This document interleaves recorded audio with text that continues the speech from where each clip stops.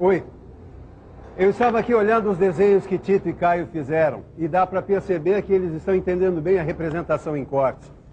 Já sabem representar o corte total nas diversas vistas e os diversos cortes num único modelo. Agora, tem uma coisa que eu tenho certeza de que eles não sabem ainda.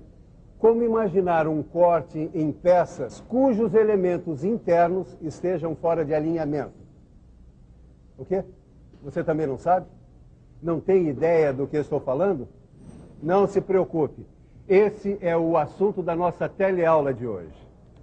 Na teleaula de hoje, você vai ver o tipo de corte usado para mostrar elementos internos de uma peça que estão fora de alinhamento e as várias possibilidades desse corte.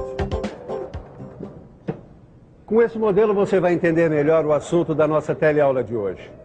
Agora, quanto você quer apostar que daqui a pouquinho entra o Tito correndo por aí? Quer ver só?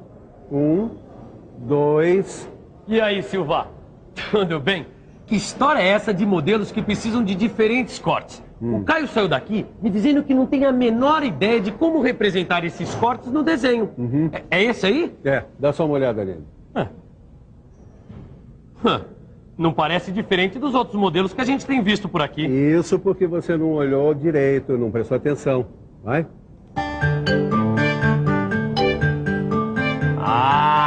Agora eu sei qual a dificuldade de representar o corte dessa peça. É? Então diga, o que foi que você viu? Bom, essa peça aqui tem 3 elementos internos. Um furo retangular e 2 furos redondos. O problema é que os furos redondos não estão alinhados com o furo retangular.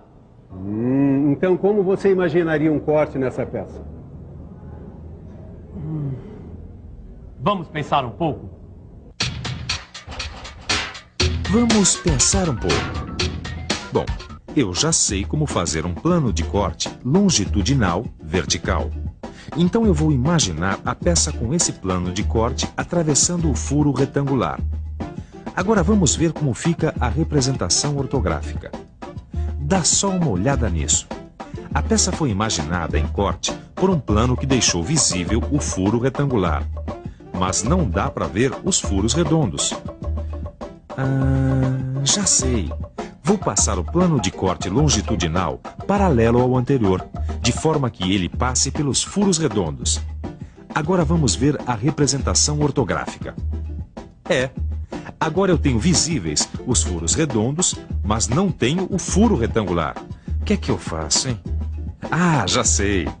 Eu teria que ter um modo de representar estes 2 cortes que eu imaginei reunidos num só. Mas será que dá para fazer isso? Mas é claro que dá para fazer. E esse tipo de corte tem até um nome. Pois é. No desenho técnico, o tipo de corte usado para mostrar elementos internos de um objeto que estejam fora do alinhamento é o corte composto. Que também é conhecido por corte em desvio. Pois é, mas você sabe que eu tenho um lema, né? Que é melhor mostrar do que falar. Então dá só uma olhada nessa peça. Ela tá bem grande, dá para você ver direitinho o que a gente está querendo dizer. Você está vendo o corte? Olha só porque o corte composto permite analisar todos os elementos internos desse modelo. É porque ele permite representar numa mesma vista elementos situados em diferentes planos de corte. Esse é um corte composto por planos paralelos. Bom, e você deve imaginar o plano de corte desviado de direção, para atingir todos os elementos da peça. Viu agora? Todos os elementos internos foram atingidos por esse corte. Os furos redondos e o furo retangular. Viu? Nada é melhor do que mostrar. Mas tem um problema. Miguel, você tem um desenho da vista frontal em corte dessa peça? Eu tenho. Tá aqui, ó. Dá para ver todos os elementos na representação em corte. Os 2 furos redondos e no meio o furo retangular. Mas se você observar a vista frontal isoladamente, não vai conseguir identificar os locais por onde passaram os planos de corte. Então, você deve examinar a vista onde é representada a indicação de plano de corte. Espera um pouco. Eu vou mostrar aqui. Observe que o corte é indicado pela linha traço e ponto na vista superior. Os traços são largos nas extremidades e quando indicam mudanças de direção dos planos de corte. O nome do corte é indicado por duas letras maiúsculas, na extremidade da linha traço e ponto, e as setas indicam a direção em que o observador imaginou o corte. Ah, então isso é que é corte composto? Isso. Repare que a vista lateral não foi representada. Muitas vezes você vai encontrar situações onde apenas duas vistas são suficientes para representar as peças ou modelos. Agora repare aqui. Você pode ver a vista frontal com os elementos internos da peça e a vista superior com a indicação do plano de corte. Legal, Ananias. Agora eu entendi bem esse corte composto por planos paralelos. Agora, olha, eu tô com essa peça aqui que o Silva me emprestou e eu não tô conseguindo imaginar um corte aqui. Deixa eu ver. Não é tão complicado assim. O que acontece é que na outra peça você tinha 2 planos e aqui você tem 3. Olha só. Tem o plano para representar esse furo com o rebaixo.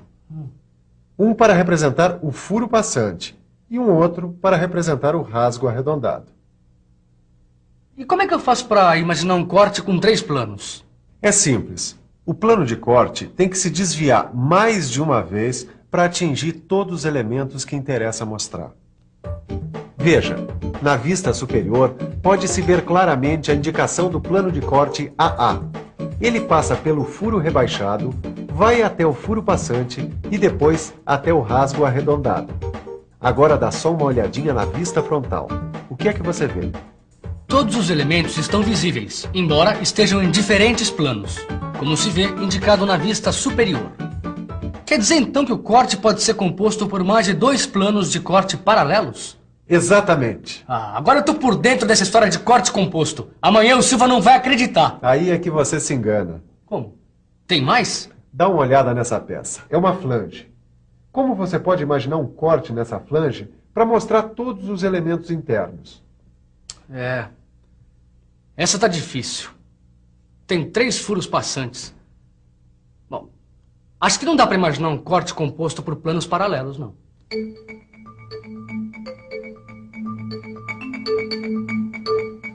Realmente é difícil imaginar um corte composto por 2 ou mais planos paralelos numa peça como essa.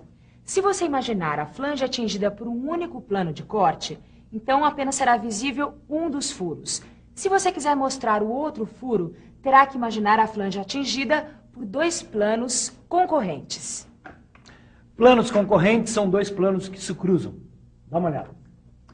Essas setas aqui. P1 indica um plano, P2 outro plano. Eles são concorrentes e, ao contrário dos planos paralelos, eles se cruzam para mostrar os elementos internos.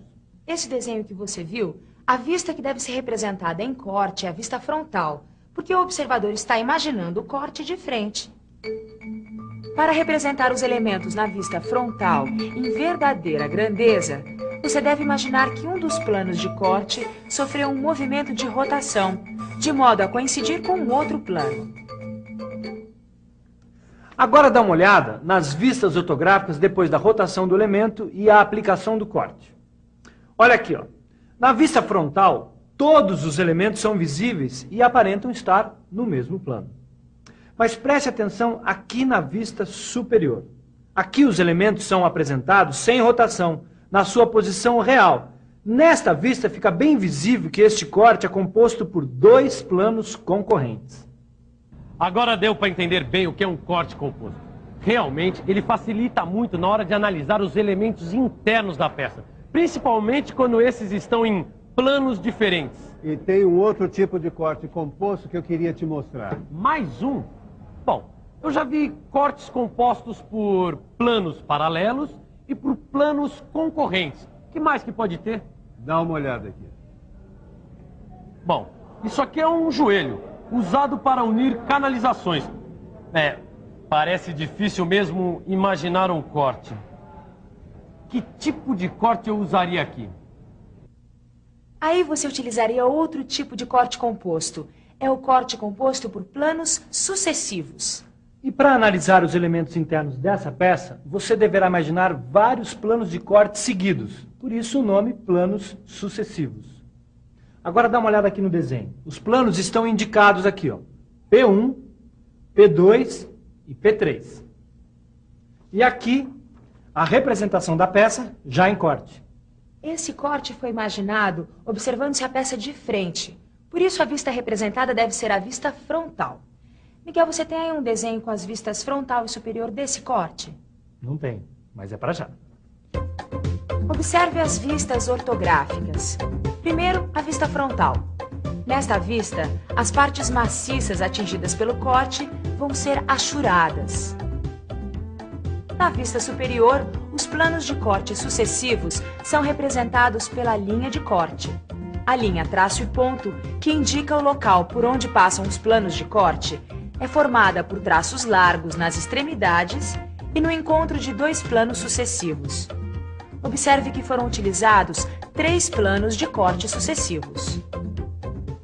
Na verdade, são raras as peças em que se pode imaginar a aplicação desse tipo de corte.